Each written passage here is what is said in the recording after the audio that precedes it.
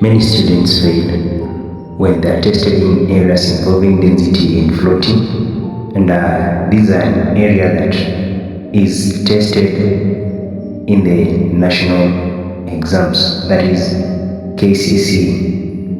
And we are going to consider a case here of a question in physics. There are a block floats in water as shown in the figure below. What can be concluded about the density of the block compared to the density of water? Then as well, we are required to give an explanation.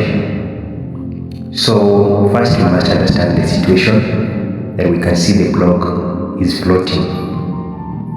It does not sink, and some parts are above the water level. That one tells us that the upthrust of the block has balanced the weight or is equal to the weight of that block. Remember, the upthrust is the force that acts from below that block. Also, another thing that we must assess is the relationship between mass and volume, and that one gives us what we call density. Whenever the density of the object is less than the density of the liquid, that object will float. But when the density of the object is greater than the density of the liquid, that object will sink. So that is another thing that you must note as you do your study. Let's look at the forces that are acting on the block. We have an upward force, that is the upthrust. Then we have the force due to the weight of that block, which acts downwards. For a body to float, then these two forces must balance each other. That is, the upthrust force must be equal to the weight of that solid, in this case that block. Then we have a relationship involving density, that's the density of the solid and the density of the fluid or the liquid.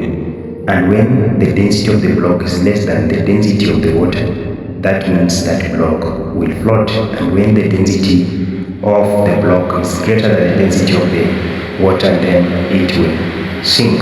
We can have also some real life examples, a ship floating, and that is because not only of density, but because of some vacuum created, a dry plank of wood, that one as well floats on water. But when it comes to a stone, that one sinks because of density. In an exam scenario, always compare the densities, and a material will float when it is less dense compared to the fluid, and it will sink when it is more dense compared to the fluid in question. But when you are given the formula, when you are having mass and volume, can calculate the density, then give a relationship. Something that you should avoid as part of the mistake, that always heavy objects will have to sink. That's not the case. You can consider a steel ship. It floats not because its average density is less than that of water, but because of the air spaces. There is a vacuum created that enables it to float on water. So for you, when you're having a question that we just had, in this context, that block floated on water because of the density. Its density is less than the density of water, and also the upthrust force was equal to the weight of that block.